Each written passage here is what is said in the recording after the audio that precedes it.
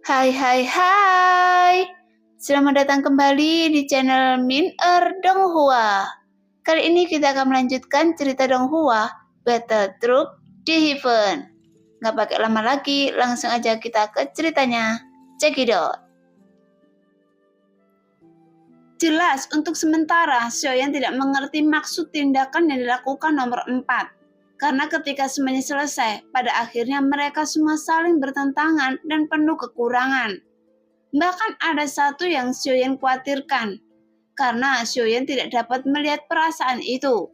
Seolah-olah dia sengaja mengungkapkan semua ini, dan apa yang Xiaoyan tidak mengerti adalah mengapa nomor 4 melakukan ini. Meskipun saya tidak bisa memahami wanita ini sedikit pun, tapi sepertinya semua yang wanita ini lakukan tidak hanya tidak ada salahnya. Dia bahkan memberi saya keberuntungan yang luar biasa. Meskipun pada akhirnya saya trauma dengan serangan pria jelek itu. Hanya saja, meskipun saya sepertinya terpojok, namun nyatanya hal itu memungkinkan tubuh fisik dewa asli saya dapat menerobos ke alam leluhur. Jadi, meskipun semua yang dilakukan nomor 4 sepertinya dia ingin menghancurkan saya. Sebenarnya, semua pengaturan ada dalam perhitungannya.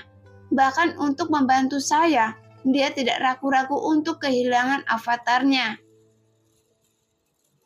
Adapun tentang ilusi ini, nomor 4 tidak hanya ingin menunjukkan pada saya ingatan akan Tuhan jahat.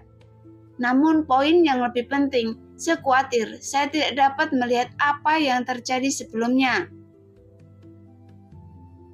Dan tujuannya melakukan semua ini, dia hanya ingin saya tahu bahwa apa yang dia lakukan semuanya untuk saya. Jadi dari awal tujuan sebenarnya tidak pernah berubah. Seperti kata pepatah, jika terlalu keras, maka ambil saja sesuatu yang lembut. Jadi dia memahami apa yang saya butuhkan dan mencoba yang terbaik untuk memenuhi kebutuhan saya.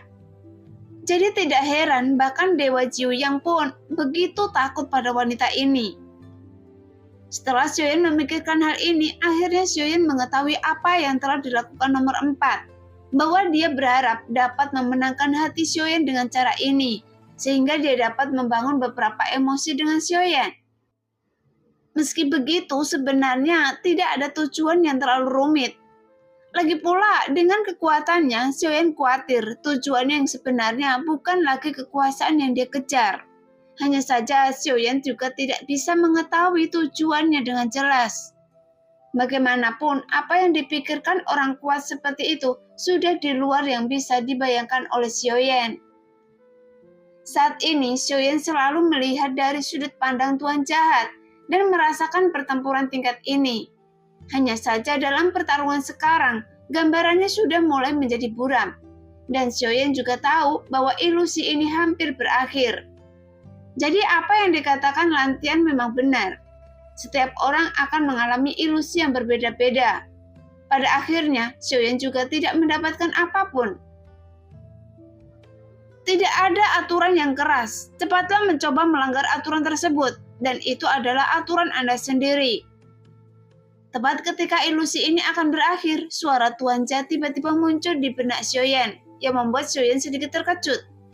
Setelah Xiaoyan keluar dari ilusi itu, Xiaoyan tiba-tiba melihat sekelilingnya, sehingga dia benar-benar mendapati dirinya sendiri di luar istana abadi Tianjun.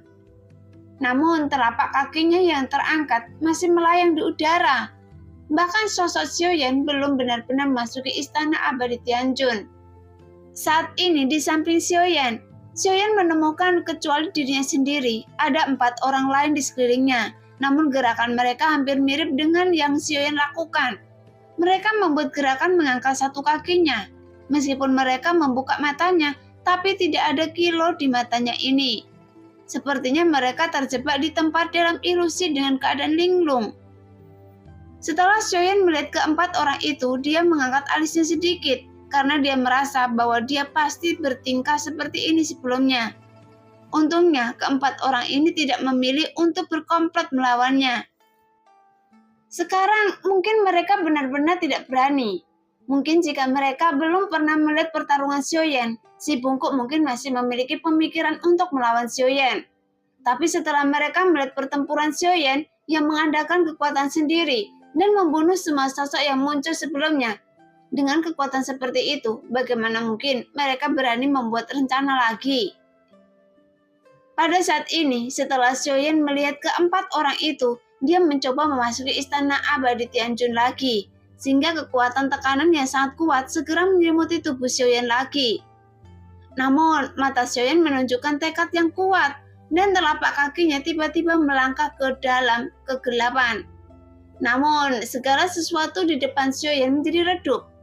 Tapi ketika Xiaoyan menginjak tanah, dia dapat merasakan bahwa kali ini Xiaoyan benar-benar memasuki istana abadi Tianjun. Dan itu bukan lagi ilusi, tapi hanya ada nyala api yang menari, sehingga dengan gumpalan api putih ini menghilangkan semua kegelapan seluruh ruangan. Jadi seluruh gambaran istana abadi Tianjun dapat ditampilkan di depan Xiaoyan sepenuhnya. Tepat ketika Xiaoyan melihat istana abadi ini, dia juga cukup terkejut karena penciptaan istana abadi Tianjun tidak seperti yang dibayangkan Xiaoyan.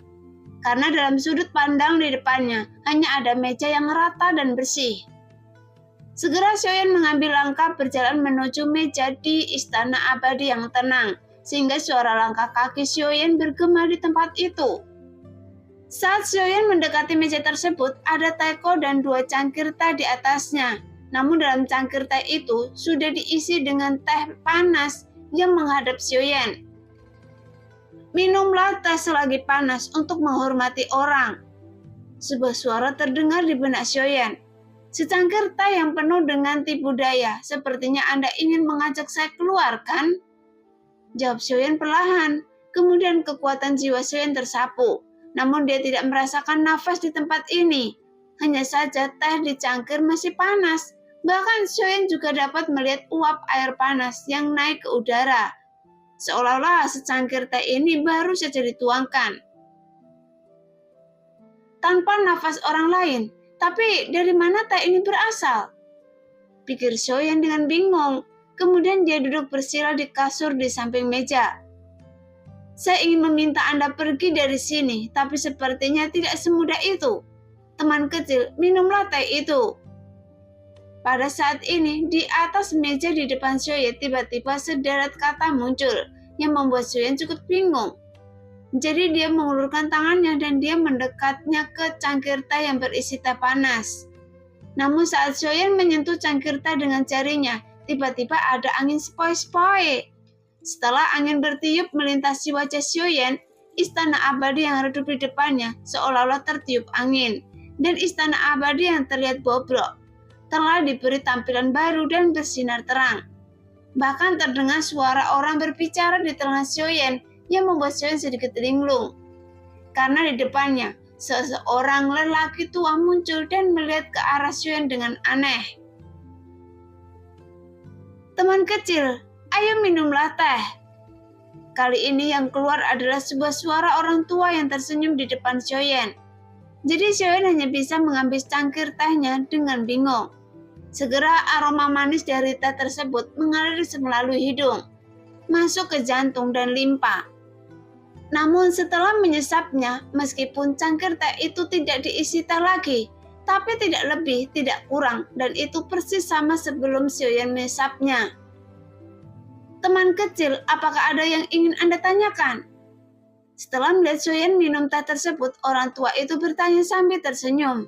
Mendengar itu, Xiaoyan juga tercengang. Bagaimanapun dia datang untuk mencari keberuntungan dan mengambil pilar Tianjun. Tapi orang tua ini tidak menanyakan hal tersebut. Teman kecil, apakah Anda tidak memiliki keraguan di hati Anda? Saat melihat Xiaoyan tampak ragu-ragu, orang tua itu tidak mendesaknya. Dengan kata lain, menurut Anda orang tua ini palsu dan semuanya yang ada di sini tidak nyata. Apakah menurut Anda itu ilusi? Tepat ketika Xiaoyan ragu-ragu, orang tua itu tiba-tiba berbicara. Tapi begitu pernyataan ini keluar, mata Xiaoyan tiba-tiba menunjukkan keterkejutan. Teman kecil, ketika Anda datang ke tempat ini, saya khawatir dunia hebat sesudah ini sudah tidak ada lagi, kan?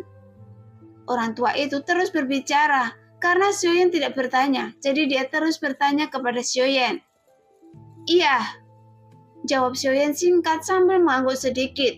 Jelas dia tidak menyangka bahwa orang tua itu akan mengatakan hal seperti itu. Saat orang tua itu mendengar jawaban singkat Xiaoyan, dia baru saja mengulurkan telapak tangannya, mulai mencubit jari sedikit. Kemudian orang tua itu menghela nafas dan dia menggelengkan kepalanya. Teman kecil, Anda benar-benar tidak punya pertanyaan untuk ditanyakan, kata orang tua itu lagi. Apakah Anda ingin bertanya cara mengambil pilar Tianjun? Mendengar itu, Xiaoyan merasa sangat aneh. Karena apa yang ditanyakan orang tua itu seolah-olah tahu apa yang ingin ditanyakan Xiaoyan dalam sekejap. Adapun Xiaoyan yang belum banyak berbicara, dia masih mempertimbangkan apakah tempat ini nyata atau ilusi. Pilar Tianjun adalah salah satu harta paling berharga di dunia. Teman kecil, Anda bukan berasal dari klan Cimi, jadi Anda tidak memenuhi syarat untuk memiliki harta karun ini. Orang tua itu menjepit jarinya, kemudian dia menggelengkan kepalanya dan berkata, "Iya, jadi bagaimana jika saya menginginkan harta karun ini?" Xiaoyan berkata dengan dingin, "Teman kecil, tolong dengarkan nasihat saya." Setelah berbicara, lelaki tua itu terdiam, namun Xiaoyan menyadari sesuatu yang aneh. Jadi dia berdiri dan tiba-tiba membalikkan meja. Kemudian tiba-tiba orang tua itu di depannya langsung menghilang. Dan istana abadi kembali menjadi redup itu lagi. Melihat pemandangan itu, mata Xiaoyan menunjukkan kebingungan. Karena gambarannya tetap sama. 1 teko dan 2 cangkir teh. Jadi sepertinya tidak terjadi apa-apa. Namun, Xiaoyan tiba-tiba teringat kata-kata yang ditinggalkan oleh Tuan Jahat. Dia harus mencoba melanggar aturan. Nah, demikianlah cerita hari ini. Terima kasih yang sudah menonton video Min Earth sampai selesai. Sampai jumpa di video selanjutnya. Bye-bye.